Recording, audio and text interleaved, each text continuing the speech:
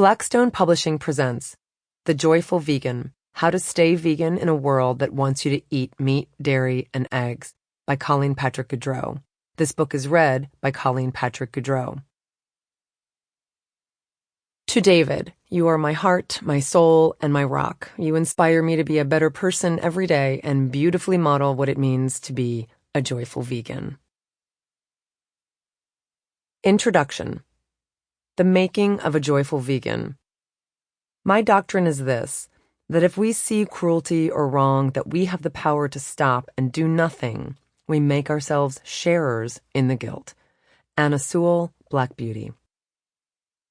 I was raised in a typical American family eating typical American fare, pretty much anything that came from an animal who had once walked, swum, or flown. Nightly dinners in our Irish-American home consisted of a rotation of pork chops, lamb stew, meatloaf, veal cutlets, and ground beef, along with some token vegetables on the side, always slathered with butter or submerged in cream-based sauces. With a father who owned ice cream shops and who kept a separate freezer just to store the gallons of frozen treats he brought home, I enjoyed dairy-rich desserts on a daily basis. We had a milkshake machine, a hot chocolate maker, and more candy than Willy Wonka would know what to do with. There was no dearth of animal products in our home, and I ate them all with fervor. I was also a typical child in that I cared about animals. I'm reluctant to say I loved animals because I don't believe you have to love animals to not want to hurt them. But I did and do adore animals. I've always loved being around them. I've never had a fear of them, and I shed tears at the slightest hint of them suffering at all, in real life or in books, television shows, or movies.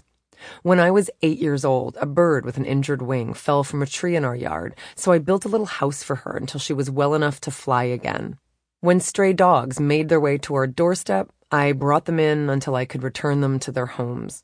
When my mother took me to see Benji, a film about a homeless dog who endures hunger, abuse, and loneliness before endearing himself to a human family, she had to drag me out of the theater mid-film for all of my weeping and wailing. I remember the day we adopted our own dog, Charmaine, an adorable, tiny gray schnauzer with floppy ears and a loud, persistent bark. She whimpered incessantly the first few nights she was with us, which tormented me greatly.